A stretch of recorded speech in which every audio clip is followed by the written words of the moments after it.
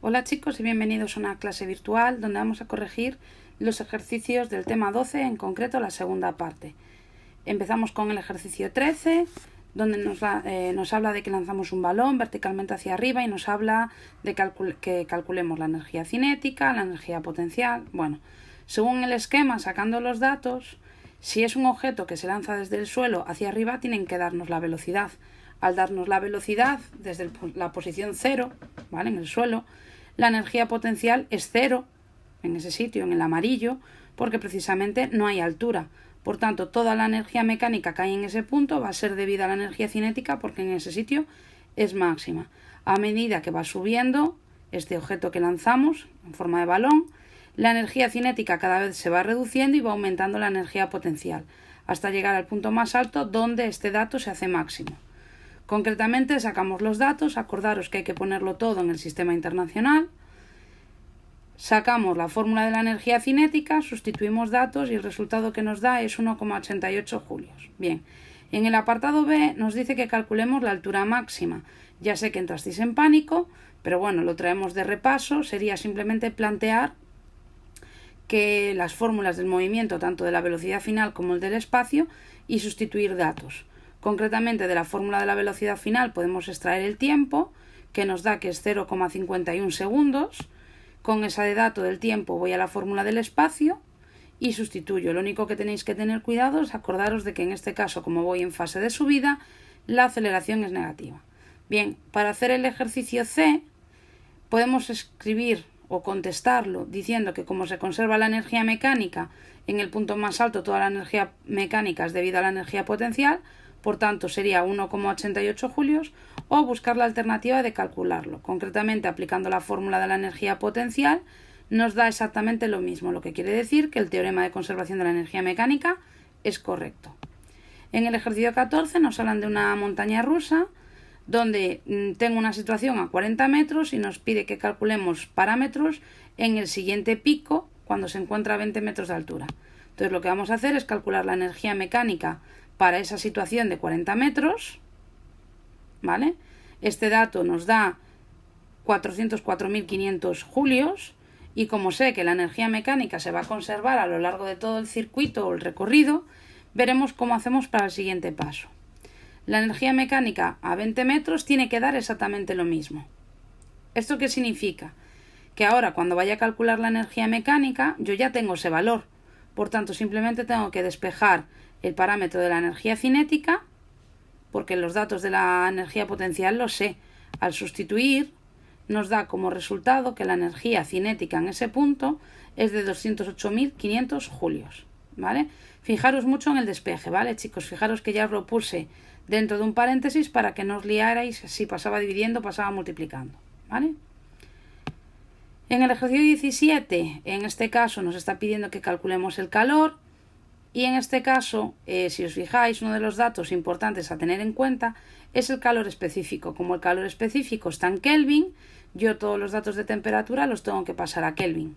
Entonces, concretamente, acordaros que sumar 273, ¿vale? Y a partir de aquí todos los datos están en el sistema internacional, simplemente lo que tengo que hacer es despejar la fórmula con los parámetros que tengo. En este caso, la masa son 10 kilos, calor específico 390, y en el paréntesis lo que pondré será la diferencia. Lo podéis hacer aparte o lo podéis meter directamente aquí en forma de paréntesis. El resultado os da 390.000 julios. En el ejercicio 18 nos habla de que necesitamos calcular la masa necesaria. Bien, no os preocupéis porque en este caso también nos van a dar todos los parámetros. Lo primero en lo que me debo fijar es en el calor específico, ya que me especifican que están en Kelvin. Obligatoriamente tengo que pasar todos los datos a Kelvin. Entonces lo primero lo hago y luego a partir de la fórmula del calor lo que me voy a dar cuenta es que el único parámetro que tengo que despejar es la masa. Bien, como sé que os suele costar bastante despejar, al despejar la masa todo lo que la multiplicaba efectivamente pasa dividiendo y a hacer esto nos da una masa de 0,26 kilos. En el ejercicio 24 vamos a tener una situación donde vamos a hacer un intercambio térmico, es decir, en forma de equilibrio térmico. Entonces yo pongo los datos para el cobre, en este caso la masa son 500 gramos, es decir, 0,5 kilos. La temperatura me la dan en grado centígrado, pero como el calor específico especifica que la temperatura va en Kelvin, necesito especificarla en Kelvin. Saco los parámetros para el dato del agua. La masa son 400 gramos, es decir, 0,4 kilos. La temperatura me la dan en grado centígrado, como está el calor específico especificado en Kelvin, lo tengo que pasar a Kelvin. Y lo que tengo que tener claro es que en el caso del cobre, que está a 140 grados, si comparo 140 y 24, el de 140 va a bajar su temperatura, es decir, va a perder calor. Y en este caso, el que está a 24 grados va a adquirir calor. Entonces se va a establecer un equilibrio térmico. Bien, ¿cómo hago para establecer este criterio térmico? Bueno, literalmente lo que tengo que tener en cuenta es que en el objeto que va a perder calor, ¿vale? Porque tiene más temperatura, el resultado de el paréntesis de la temperatura menos la temperatura de equilibrio tiene que dar positivo. Por tanto, siempre vamos a poner de primero quién pierde calor, ¿vale? Entonces, la temperatura original menos la temperatura a la que llegue. Y en el caso del que gana calor, que es el que os pongo en rojo, será la temperatura de equilibrio mayor que la temperatura a la que está. Por eso también el paréntesis nos tiene que dar positivo. Si yo hago todo esto y lo sustituyo, ¿vale?, por los parámetros que tengo, os fijaréis que nos da 0,5 por 386 por 383 multiplicado por un paréntesis. Bien, yo lo que voy a hacer es multiplicar primero los parámetros que están fuera y el resultado después lo voy a multiplicar por cada uno de los componentes del paréntesis. Y lo mismo al otro lado de la igualdad. Entonces, si yo hago estas operaciones, tener en cuenta que tenéis que tener cuidado con los signos, va a llegar a una situación donde ya no tengo paréntesis. Entonces lo que tendré que hacer es agrupar términos iguales, es decir, términos con incógnita de términos que no la tengan. De ahí podré hacer un despeje y como resultado final nos dará que la temperatura de equilibrio serán 308,92 Kelvin. Ya sé que es un ejercicio un poquito más complicado porque da números bastante altos, pero no os preocupéis, se trata más bien de que entendáis cómo se realizan. De hecho, bueno, en estos ejercicios es muy habitual que fallemos al copiar datos de la calculadora, a mí me pasa a veces, por tanto os recomiendo que siempre reviséis 2 veces al menos las operaciones numéricas.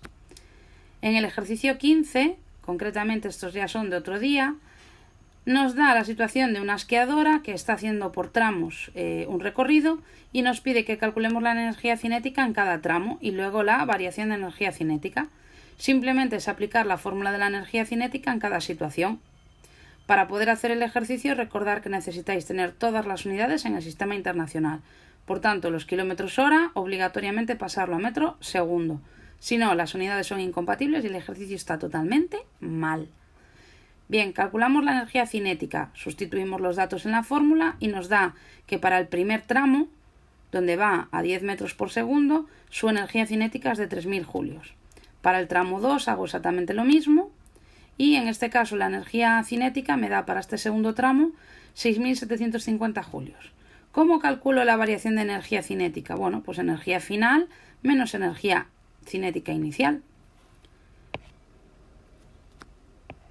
¿Vale? Entonces al hacer la resta, ¿qué es lo que va a ocurrir? Que nos da como resultado 3750 julios.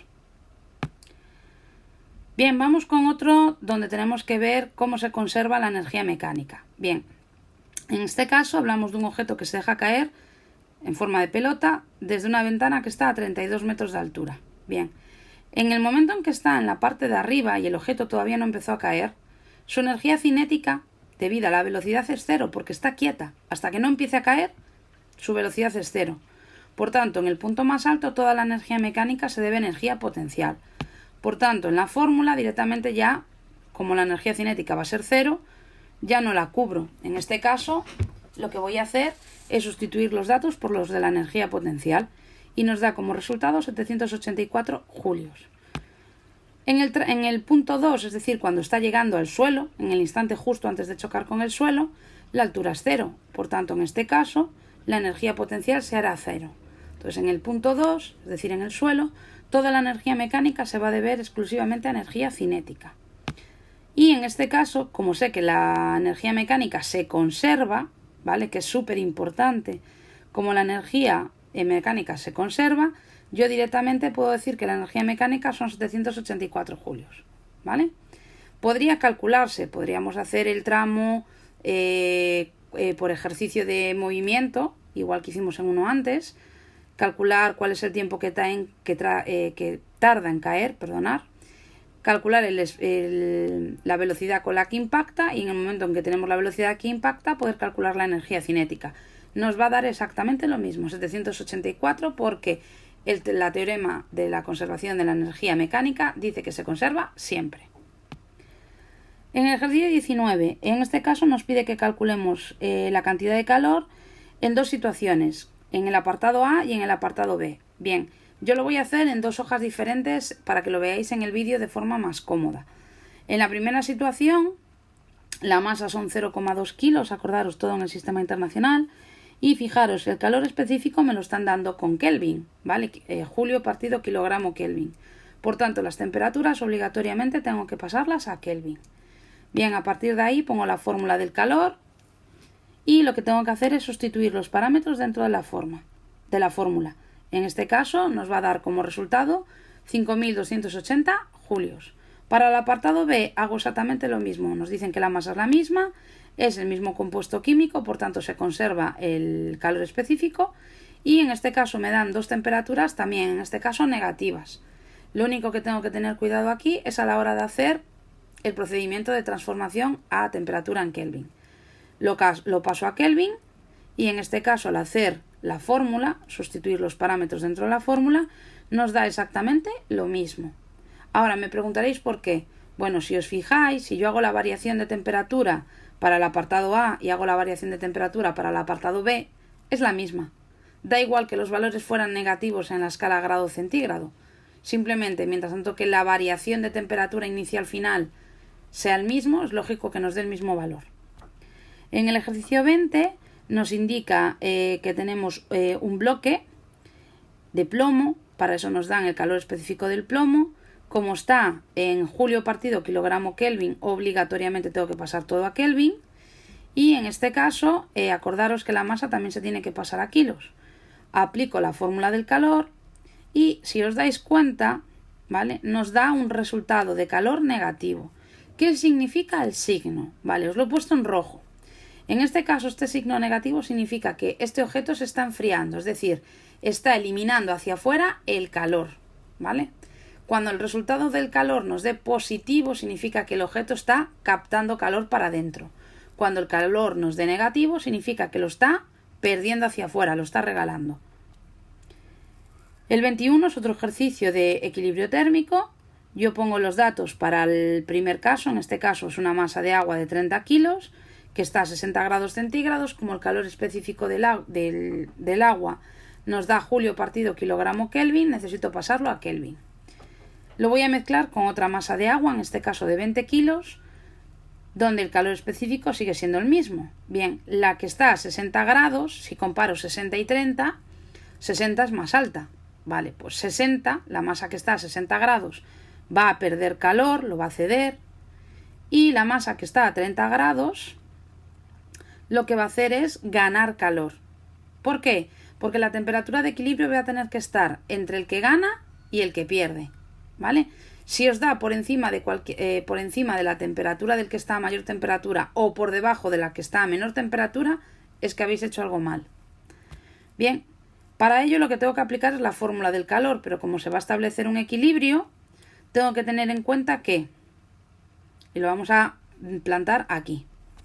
Bien, yo tengo que tener en cuenta que, por un lado, el que pierde calor, la variación de temperatura que se produce, es decir, lo que está en paréntesis, temperatura menos temperatura de equilibrio tiene que dar positivo. Entonces, para que esto ocurra, la temperatura tiene que ser mayor, la original, que la de equilibrio. Por eso nos da temperatura menos temperatura de equilibrio. Os lo he puesto en azul para que veáis la simbología con el esquema anterior, ¿vale?